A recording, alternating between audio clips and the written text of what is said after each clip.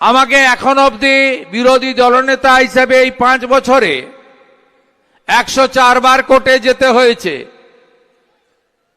এই সভাটা আমি অর্জুনদার কাছ থেকে পুলিশের এবং এসডিওর মাইক ব্যবহারের অনুমতি পাওয়ার পরে দেখলাম যে শুধু পরিবর্তন জনগণের মধ্যে হয়নি, পুলিশ এবং প্রশাসনের মধ্যেও পরিবর্তন এসেছে।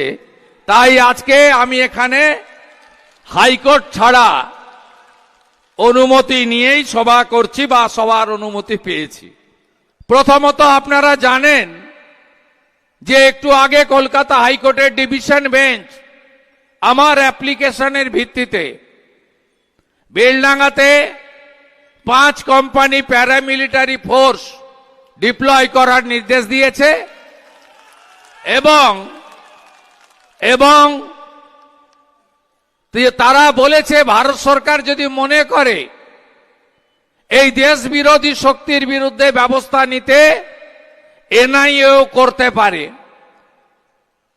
এবং মুর্শিদাবাদ জেলায় যে উপর্যুপরি লাগাতার এই জামাতিদের